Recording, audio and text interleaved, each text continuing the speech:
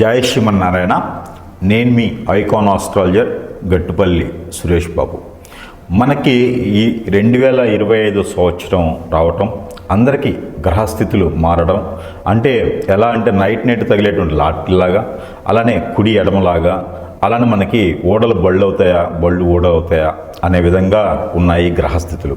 అయితే గత సంవత్సరాల కింద పోల్చుకుంటే కనుక ఆ 7.5 సంవత్సరాలు, 9 సంవత్సరాలు, అలానే ఏలినాటి శనితో బాధిస్తున్నటువంటి చాలామందికి 9 సంవత్సరాలు, అర్ధాష్టమ శని, అష్టమ శనితో బాధపడేటువంటి వాళ్ళు, ఇలా మనకి చూసుకుంటూ వెళ్తే కనుక గ్రహాలు ద్వాదశ రాశుల వాళ్ళు, నక్షత్రాల వాళ్ళు, దశాస అంతర్దశల వాళ్ళు, అంటే మానవాళి ఇప్పటి వరకు మనం చూసినట్లయితే కనుక ఈ 2025 సంవత్సరం వరకు కూడా ఉన్నటువంటి జీవన శైలి ఏదైతే ఉందో అది మారుతుంది అని చెప్పవచ్చు.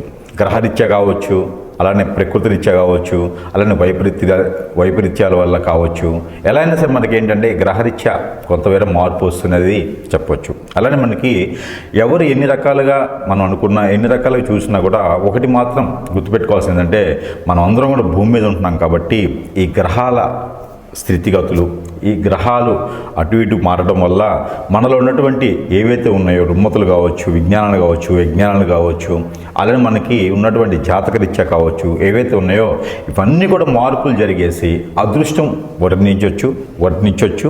అలానే మనకి ఆ తొలగొచ్చు. ఎలా అంటే ధనధాన్యాలు కూడా తొలగిగేటువంటి అదృష్టం కూడా ఉండొచ్చు. అలానే మనకి ఈ యొక్క 2025 సంవత్సరంలో అంటే ఎన్నో సంవత్సరాలకు ఒక్కసారి ఏర్పడేటువంటి గ్రహ కూటమి ఉన్నది.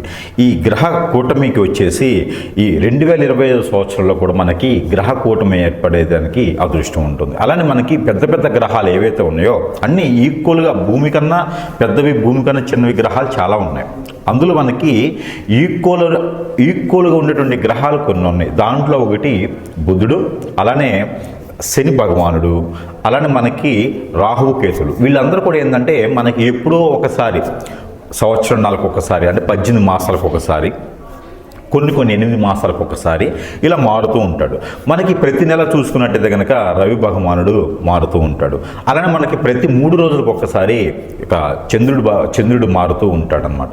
అలానే మనకి ఈ గ్రహాలు స్థితిగతులు ఏ రాశిలో ఏ గ్రహం ఉండడం వల్ల మంచి జరుగుతుంది, శుభ ఫలితాలు ఉంటాయి, అశుభ ఫలితాలు ఉండడం వల్ల ఏ గ్రహానికి ఏ దోషం కానీ సంబంధించి కానీ పరిహారాలు కానీ దానికి సంబంధించినవి చేసుకోవడం వల్ల మంచి జరుగుతుంది అనేది చూసినట్లయితే కనుక.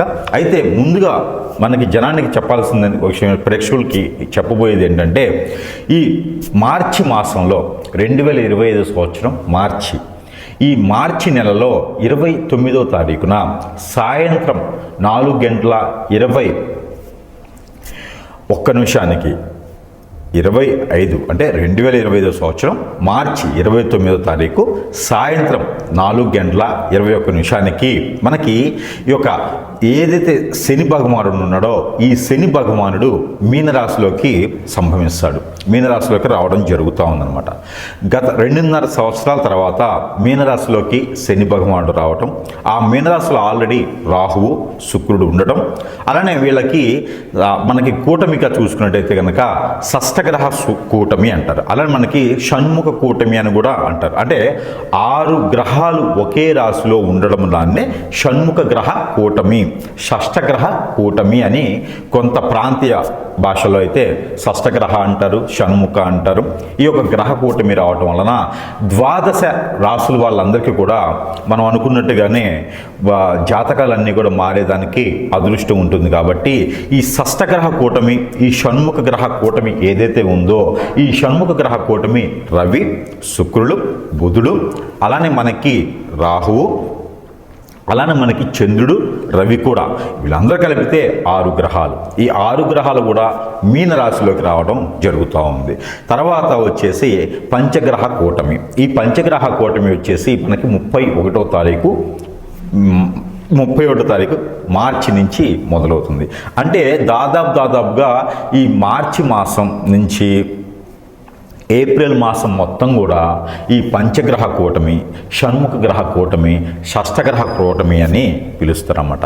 అయితే ఈ కూటమి వల్ల 12 రాశుల వాళ్ళకి ఎలా ఉండబోతుంది, వాటి యొక్క పరిమాణం, పరిజ్ఞానం, పరిభాష, పరివ్యాస, అలానే వాటికి ఉన్నటువంటి ఫలితాలు ఎలా ఉన్నాయి అనేది చూసుకొని దాని ప్రకారంగా గ్రహాల వాళ్ళు ఎప్పుడు ఈ మాసంలో పుట్టిన వాళ్ళకి ఎలాంటి గ్రహస్థితి ఉంటుంది, అసలు ఈ మాసంలో ఈ యొక్క మార్చి ఏప్రిల్ మాసంలో పుట్టిన వాళ్ళకి ఎలా ఉండబోతుంది, ఆల్రెడీ పుట్టి ఉన్న వాళ్ళకి గ్రహస్థితి ఎలా ఉంటుంది, అలానే వాళ్ళ ఒక దశ అంతర్దశలు ఎలా పరిగణిస్తాయి, వాటి వల్ల ఎలా ఉండబోతుంది అనేది మనం ఒక్కసారి చూసుకున్నట్టయితే కనుక ఈ ఏదైతే షష్టగ్రహ కూటమి, ఈ యొక్క షణ్ముఖ గ్రహ కూటమి ఉందో దీనికి పరిగణనలో తీసుకొని రాసుల పరంగా ఎలా ఉందనేది మనం ఒకసారి చూద్దాము.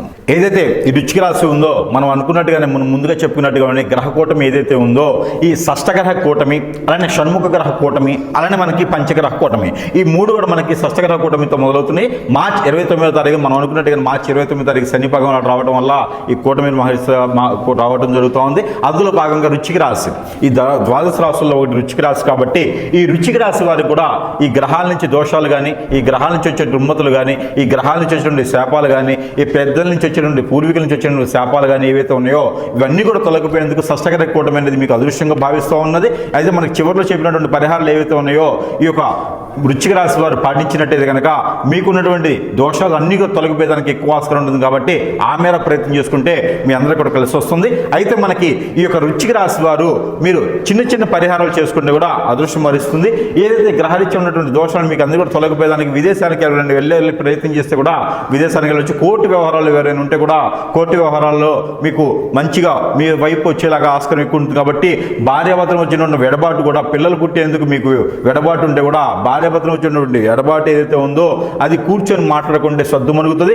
ఆస్తి తగాదాలు, అన్నదమ్ముల మధ్యన తగాదాలు, పెద్దలకి పిల్లలకి మధ్యన ఉన్న తగాదాలు కూడా ఇవన్నీ కూడా తొలగిపోయేదానికి ఎక్కువ ఆస్కారం ఉంటుంది. నరదిష్టి నరఘోష కూడా మీకు తొలగిపోయేదానికి ఉంటుంది కాబట్టి ఆ మేర చెప్పేటువంటి ప్రయత్నాలు ఏవైతే ఉన్నాయో అవి చివరిలో మనం చెప్పినటువంటి పరిహారాలు చేసుకున్నట్టయితే కనుక ఆ గ్రహరీత్యా ఉన్నటువంటి దోషాలను కూడా మీకు తొలగిపోయేదా ఉంటుంది. కాబట్టి ఆ చంద్ర భగవానుడు, సూర్య భగవానుడు, రవి భగవానుడు ఎవరైతే ఉన్నారో అలా శని భగవానుడి ఒక కృపా కటాక్ష వీక్షణాలు కూడా మీ మీద ఉండేందుకు కూడా ఈ గ్రహాలు మారినమంటే మీకు ఏదైతే అదృష్టం ఉందో ఆ అదృష్టం కూడా కుబేరుడితో పాటు ఉన్నటువంటి లక్ష్మీ అమ్మవారు కూడా మీ ఇంటికి మూటలు చేయడానికి తీసుకురావాలనుకుంటే కనుక మీకు అన్ని రకాల అప్పుల బాధ, గ్రహ బాధ, గృహశోభ, అలానే కారు, వాహనం అన్నీ కూడా మీకు వస్తూ అన్నీ వచ్చే ఆస్కారం ఉంది. కాబట్టి ఎవరు అమ్మాయి వల్ల ఎవరు అబ్బాయి వల్ల కాదు, మీరు స్వతహాగా సంపాదించుకునేటువంటి శక్తియుక్తులు మీకు ఉన్నాయి కాబట్టి లీడర్ పొజిషన్ మీకున్నది కాబట్టి ఈ వృశ్చిక రాశి వాళ్ళు అదృష్టవంతులు చాలా రోజుల తర్వాత అవుతున్నారు. కాబట్టి గత కొన్ని సంవత్సరాలుగా మీరు బాధిస్తున్నటువంటి బాధలన్నీ కూడా మీకు తొలగిపోయేలాగా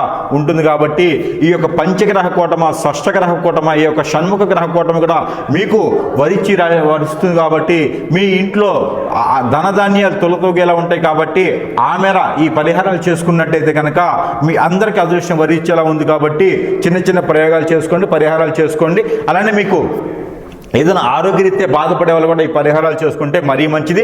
ఎవరైనా విదేశానికి వెళ్ళాలనుకున్నా, ఏదైనా పిక్నిక్లకు కానీ పిల్లలను తీసుకొని బయటికి వెళ్ళాలనుకున్నా కూడా మీకు వెళ్ళేదానికి ఆ రకంగా బాగుంటుంది. కాబట్టి మీకు stress feel, mind feel, job increment, అలానే జాబ్ ఎక్స్చేంజ్ కూడా మీకు అవకాశాలు ఉన్నాయి. కాబట్టి ఖచ్చితంగా మంచి జాబ్ చూసుకోండి. మంచి జాబ్ చూసుకుని మీకు అన్ని రకాల అన్ని రంగాల్లో కూడా రాణించేందుకు మీకు బాగుంటుంది. కాబట్టి ఈ యొక్క చిన్న చిన్న ప్రయత్నాలు చేసేసి మీరందరూ కూడా అదృష్టవంతులు అవ్వాలి. ఈ చిన్న ప్రయత్నాలు కూడా చేయండి, అందరూ అదృష్టవంతులు అవుతారు వృశ్చిక రాశి వారు. అయితే మనకి ఈ రాశిలో ఏంటంటే షష్టగ్రహ కూటమ, అలానే మనకి షణ్ముఖ గ్రహ కూటమి, అలానే మనకి ఆ పంచగ్రహ కూటమి ఏదైతే మనకు ఉందో మార్చి 29 నుంచి మొదలయ్యేటువంటి షష్టగ్రహ కూటమి ఏదైతే ఉందో దీనికి సంబంధించినటువంటి ద్వాదశ రాశులు అందరితో పాటు మీ రాశి కూడా ఏదైతే ఉందో ఈ రాశి వారు అందరూ కూడా ప్రత్యేకించి ఈ రెమెడీ చేసినట్టయితే కనుక ఏప్రిల్ మాసం మొత్తం కూడా ఎప్పుడు కుదురుతప్పుడు మీకు నెలపాటు సమయం ఉంటుంది. కాబట్టి ఈ నెల మొత్తం ఎప్పుడైనా సరే ఈ రెమెడీ చేసినట్టయితే కనుక మీకు సంవత్సరం కూడా మారుతుంది. ఇప్పుడు మనకి సంవత్సరంగా మారేసి ఉగాది పండుగ కూడా అయిపోయింది. కాబట్టి ఈ మాసంలో కనుక మీరు అందరూ కూడా అదృష్టవంతుల వాళ్ళని కోరుకుంటా ఉన్నాను. కాబట్టి ఈ గ్రహరీత్యా దోషాలన్నీ కూడా తొలగిపోయేందుకు బాగుంటుంది. కాబట్టి 2025 సంవత్సరంలో చివరి వరకు మనం చూసినట్టు కనుక ప్రతి ఒక్కరు ఈ రాశి వారు అదృష్టవంతులు అయ్యేదానికి ఆస్కారం ఎక్కువ కనిపిస్తూ ఉంది. ఇంట్లోనే కూర్చోకుండా బయటకు వచ్చేసి మీరు పనులు చేసుకుంటా ఉండండి. ఎవరి మీద ఆధారపడకుండా ఉంటారు. కాబట్టి ఖచ్చితంగా ఈ రాశి వారు చాలా బాగుంటుందని కోరుకుంటా ఉన్నాను. అయితే మనకి ఈ రాశి వారికి ఇంకా కొంచెం మంచి జరగాలనుకుంటే కనుక ఈ ఒక చిన్నపాటి పరిహారం చేసుకున్నట్టయితే ఇంకా బాగుంటుంది. కాబట్టి ఆ పరిహార నిమిత్తం కూడా మనకి మీరు ఏదైతే ఉన్నాయో ఈ యొక్క దీపారాజన చేసుకుంటే మంచిది. ఎలాంటి దీపారాజన అంటే ఏదైతే మీకు అఖండ దీపం అని కానీ లేదా ఉప్పు దీపం కానీ నిమ్మకాయ దీపం కానీ చేసుకుంటే మీకు చాలా మంచి జరుగుతుంది అనమాట. అయితే మీకు ఇది సాయం సంధి వేళలో ఒక మంగళవారం రోజు కావచ్చు, శుక్రవారం రోజు కావచ్చు, ఆదివారం రోజు కావచ్చు, మీరు ఈ 3 దినాల్లో కనుక ఏ రోజైనా పర్వాలేదు, ఈ 3 దినాల్లో ఏ వారం అయినా పర్వాలేదు అనమాట. అయితే ఈ వారంలో కనుక ఈ మాసం మొత్తం కూడా ఒక వారం కుదరకపోతే మరొక వారం చేసుకోండి. మాసం మొత్తం కూడా మీరు ఉప్పు దీపం కానివ్వండి, అలానే అఖండ దీపం కానివ్వండి, లేకపోతే నిమ్మ తొలల మీద దీపారాధన చేసినట్టయితే కనుక మీకు అదృష్టం వరిస్తుందని చెప్పొచ్చు. అయితే అమ్మవారి ఆలయాలు చేసినట్టయితే మరీ మంచి జరిగేదానికి ఆస్కారం ఎక్కువ కనిపిస్తుంది. కాబట్టి కనకదుర్గమ్మ ఆలయంలో కానీ లలిత అమ్మవారి ఆలయం, మానసదేవి అమ్మవారి ఆలయం, ఇలాగా మీకు అమ్మవారి ఆలయాలు మీ సమీప దూరంలో ఎక్కడైతే ఉంటాయో అక్కడ కనుక మీరు దీపారాధన చేయాలి. అలానే రాఘవేంద్ర స్వామి ఆలయంలో కానివ్వండి, అలానే సాయిబాబా ఆలయంలో కూడా మీరు దీపారాధన చేసుకునే దానికి మంచి జరుగుతుందండి. అలానే మీకు ఏదైతే మైదా పిండితో చేసినటువంటి వస్తువులు ఏదైతే ఉందో, రొట్టెలు కానివ్వండి, హల్వా సంబంధించి ఉంటుంది, మైదా పిండి చేసేటువంటి బ్రెడ్ హల్వా కానివ్వండి, ఇలాంటి ఏదైనా గసగసాలు ఎక్కువ వాడేసి గసగసాలు కిస్మిస్ ఎక్కువ వేసేసి మీరు నేతితో కనుక ఈ హల్వా చేసేసి మీ స్తోమత కొందే చేయండి.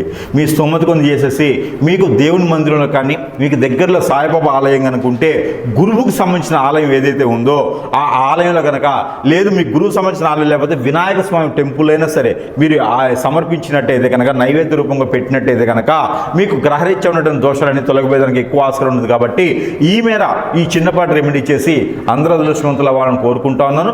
మరో చిన్న రెమెడీ ఏంటంటే, మీరు ప్రతి నిత్యం కూడా స్నానం చేసేటువంటి నీటిలో కనుక 2 ఆవాలు 2 మెంతులు వేసుకొని స్నానం ఆచరించినట్టయితే 2 ఉప్పు కళ్ళు కూడా, కళ్ళుప్పు దొడ్డుప్పు అంటారు, వాటిని 2 కళ్ళు కూడా వేసేసి, లేదా రాక్ సాల్ట్ అయినా సరే మీరు స్నానం ఆచరించే నీటిలో వేసి స్నానం ఆచరించినట్టయితే కనుక మీకున్నటువంటి నరదిష్టి నరఘోష కూడా పోయేసి చదువు ప్రకారంగా బాగుంటుంది, విదేశాలకు కూడా చాలా బాగుంటుంది. కాబట్టి ఈ రాశి వారు ఖచ్చితంగా ఈ రెమెడీ పాటించండి. ఏప్రిల్ మాసం మొత్తం కూడా మీకు అదృష్టం అనేది వరిస్తుంది. ఖచ్చితంగా లక్ష్మీదేవి కుబేరుని తీసుకొని మీ ఇంట్లో వచ్చేదానికి ఆస్కారం ఉంది. కాబట్టి ఖచ్చితంగా ఈ రెమెడీలు పాటించేసి ఈ కొత్త సంవత్సరంలో అందరూ బాగుండాలని నేను కోరుకుంటా ఉన్నాను. జై శ్రీమన్నారాయణ.